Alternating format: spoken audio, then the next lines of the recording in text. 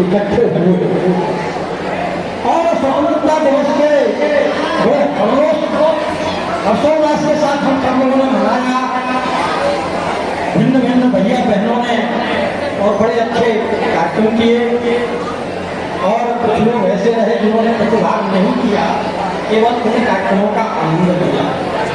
तो आज इस कार्यक्रम के मध्य में उपस्थित मेरे सभी विद्यालय परिवार के प्रधानाचार्य आचार्य बंधु, आचार्य बहनें, प्यारे भैया बहनों, आज यह जो हमने स्वतंत्रता दिवस मनाया है, यह केवल आप जैसे बातूनी बच्चों के कारण नहीं मना पाए।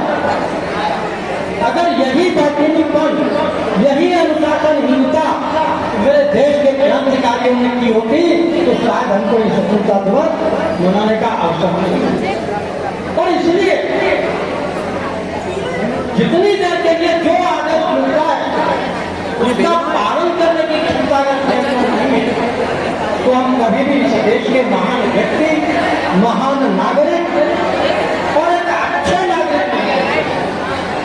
और इसलिए मैं कहूंगा, मैंने बार बार कहा, पहले भी कहा है कि यह भी हमारी एक परीक्षा है कि 2 घंटे, 2.5 घंटे, 3 घंटे इसका ये जो कार्यक्रम होता है, उस कार्यक्रम को हम 3 घंटे बैठने की क्षमता, चुपचाप मोहल्ले से लेकर के बैठने की क्षमता जब हम अपने अंदर और विकसित कर लेते हैं, तब हम किसी भी अच्छी प्रतियोगी परीक्षा में पास होने के ही सफल नागरिक बनते।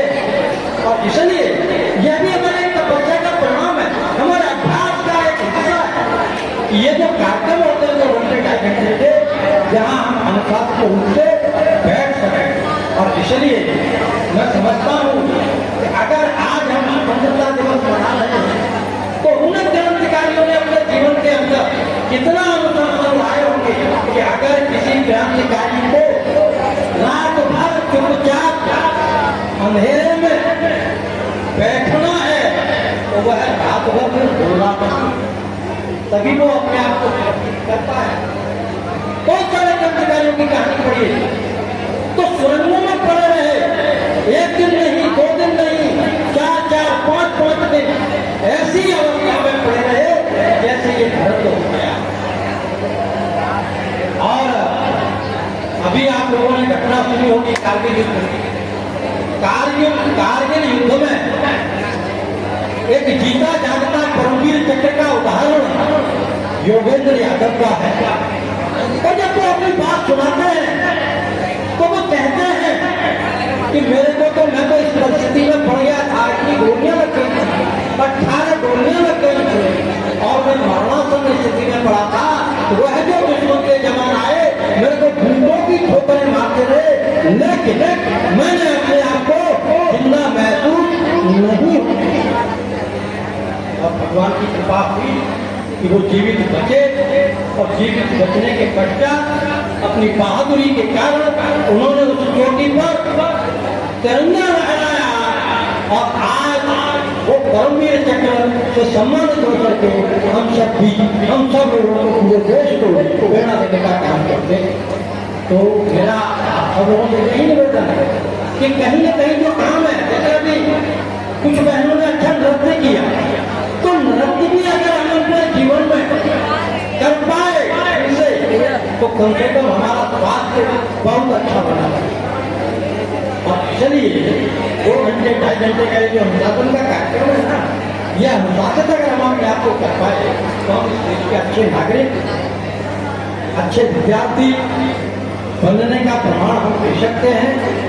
और नहीं अगर हम अनुशासनहीनता में जिंदा रहे तो शायद अच्छा विद्यार्थी बनने का भी और पढ़ने के लिए लग जाए। और इसलिए मैं तो दो बातें मेरे को कही।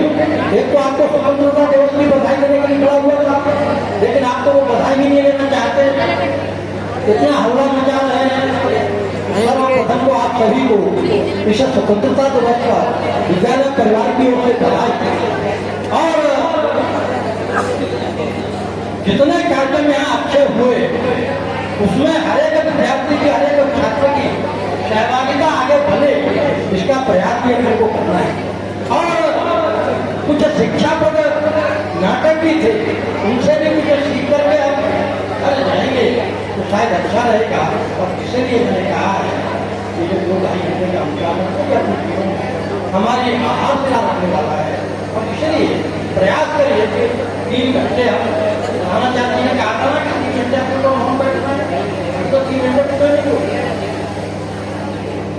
तो अगर जीवन में सफल होना है तो क्या भैया हमारा मानना यह है कि जिन महापुरुषों को हम याद करते हैं, बहुत सारे महापुरुषों के नाम,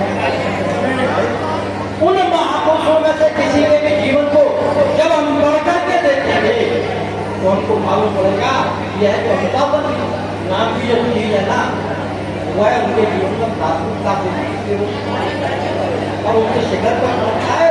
आज उसी के कारण तो याद करते हैं। तो वर्तमान समय में मेरी आप सबको बहुत बहुत शुभकामनाएं हैं। और यह स्वतंत्रता दिवस इसी हर्षोल्लास के साथ मनता रहे और हम मनाते रहे। इसके लिए जो जो प्रयास करने होंगे वो सारे प्रयास हम करेंगे। इतनी सी बात कह करके मैं आप सभी को बहुत बहुत बधाई देते हुए सबको धन्यवाद देता हूँ। आप सभी का बहुत बहुत धन्यवाद। बहुत बहुत धन्यवाद आदरणीय प्रबंधक जी, आपको साधुवाद।